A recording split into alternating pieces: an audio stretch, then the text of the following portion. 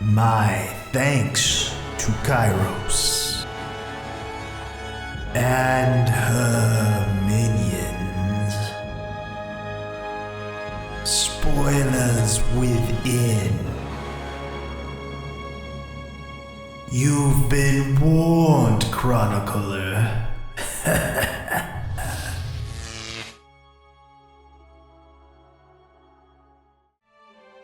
Hello, I am Mal, and welcome back to my ongoing coverage of the role-playing game Tyranny. In this episode, we're going to create our character, Mal Evolent, talk a little bit about why we're choosing what we're choosing and what the game implications are, and then we'll wrap it up with a few other tidbits of information. Alright, so let's get into this. Alright, so we've got 3 body types. I'm going to select the first one. Here's the different skin tones that you can choose.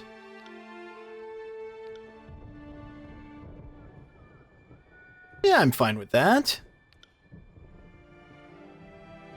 And let's see here. We've got a couple of different choices here for voice. That wasn't so hard. I'm injured, tired. Have a look here.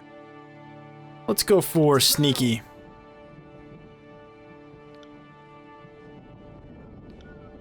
The different face options that we have.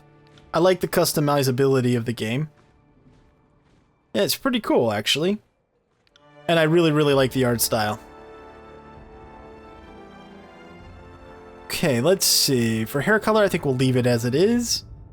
Then what portraits do we have available here?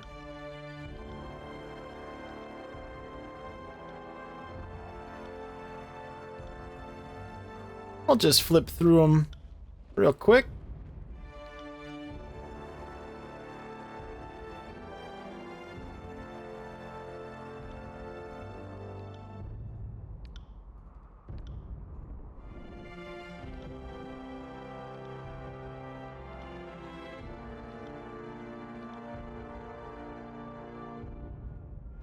Got a bunch of interesting ones for the ladies, too. If you decide to make a female character, which I'm sure many of you will.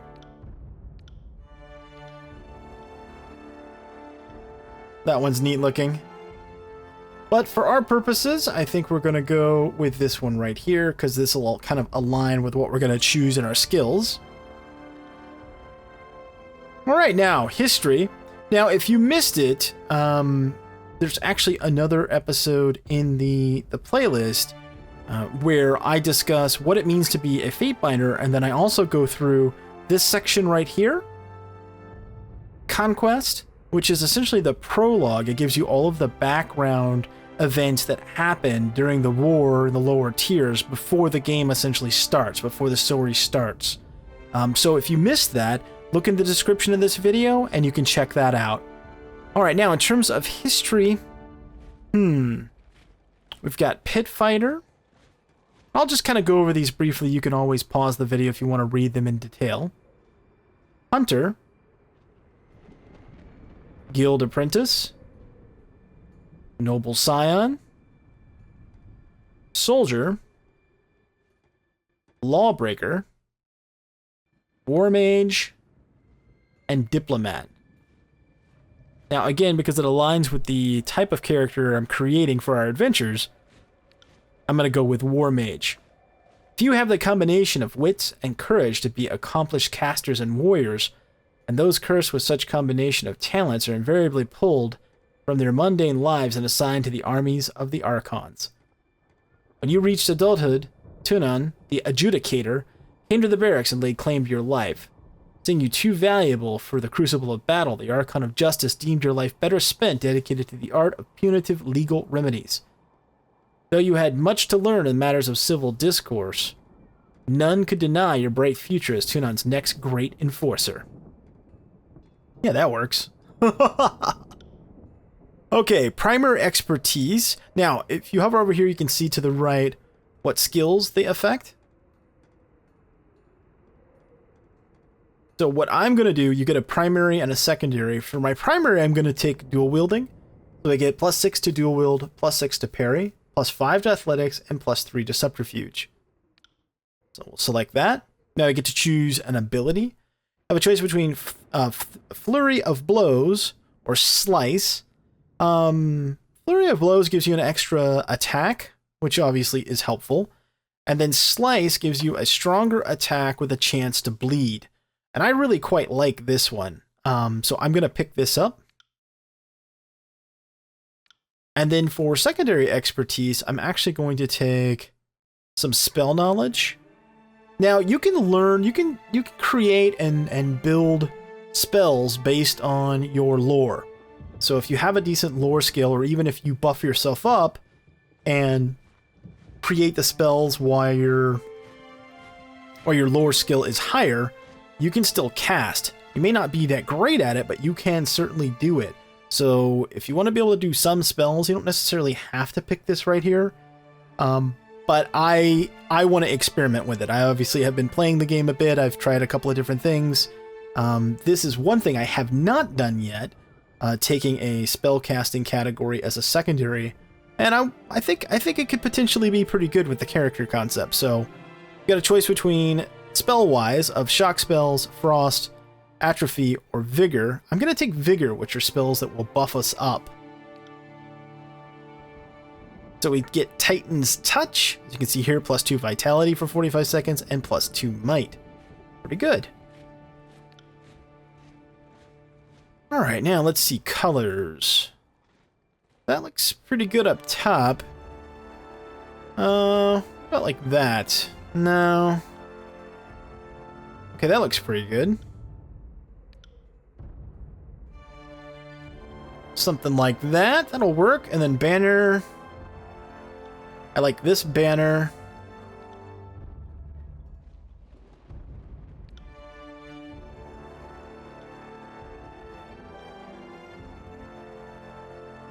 That looks good. I like that. I love all the customization. Okay, and we will be adventuring as Mal Evolent. Okay, so I'll just go through these briefly, our attributes. Now you do get additional attribute points and skill points every time that you level up. But it's a good idea to distribute your points where you think they're going to do the most good from the onset. So we've got Might, which increases attack ability and endurance defense. We've got Finesse, which increases accuracy and armor deflection. We've got Quickness, which increases ability and spell cooldowns. Or, I guess technically it decreases them, right? Vitality. Actually, let me read that again. Determines how often your character can use your abilities and reducing cooldown durations. Vitality gives us bonus health and bonus will defense. Wits gives us bonus to spell strength and magic defense. And then Resolve determines a character's ability to endure physical and mental challenges. Okay. Let's grab some Finesse. And some Quickness. Let's start with that. Maybe get us a, extra point of Vitality.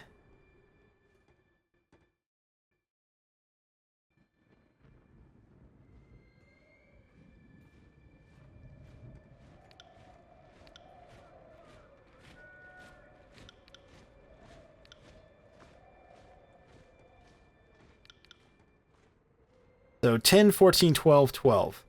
Seems fair enough. Now, in terms of skills, I have to say that one of the skills that I really sort of have kind of fallen in love with playing this game so far is Subterfuge. So outside of dialogue, it allows you to sneak around, detect traps, open locks and doors, basically all the thieving type of skills. And that's cool enough, but what you can do in dialogue with a high subterfuge skill, because it also affects your ability, as you can see here, to deceive or trick a person you're speaking with, is really, really quite fun and interesting. So I definitely recommend subterfuge. And also lore. Now, lore determines how you can decipher information and if you can learn new runes to build out new spells. Now, I don't so much recommend lore for the purposes of spell creation, unless you're going to focus and try to be a mage, essentially. because you can take temporary buffs and then read runes that you've collected. So there's sort of a way around it. But again, from a dialogue perspective, having a high lore gives you more options. Actually, all of these skills pretty much do. Athletics will allow you to intimidate someone. Lore allows you to sort of impress people with your intelligence. Subterfuge allows you to sort of trick people. Just really, really cool. And so much of the game happens in the interaction with others and the dialogue and managing, relationships and your faction favor or disfavor, depending on what you do. Having the ability to give yourself more options in the dialogue, I don't discount that, because I think what happens generally in role-playing games is we sort of min-max our stats, and then we select skills that we think are going to make us more survivable in combat, and then if there's even a dialogue system in a game, it doesn't really impact things that much. So of course characters are almost always created with combat in mind. I would suggest to you, especially your first time through, create a balanced approach. So I'm not saying don't improve your weapon skills. What I'm saying is don't exclusively improve them. All right, so with that said, let's grab a couple of points of dual wield. We're going to crank up Subterfuge. I'm going to grab some more lore. Let's see, dodge. I think I better grab some control vigor. This is essentially spell control. That to 30.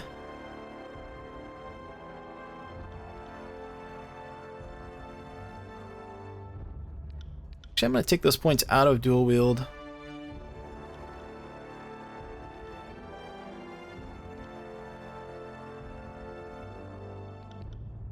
My subterfuge at 35 to start.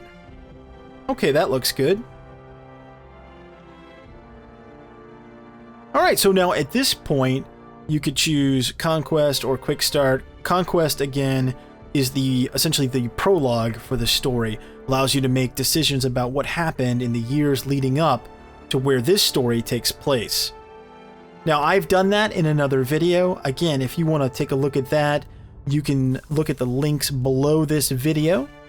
That's actually called I Am a Fate Binder is the name of that episode. I discuss what it means to be a Fate Binder, and then I go through this section of the character creation process. So if you haven't watched that yet, it's certainly available. Thanks so much for watching. If you did enjoy the video, please consider hitting that thumbs up. And until next time, I am Mal, and I will see you later.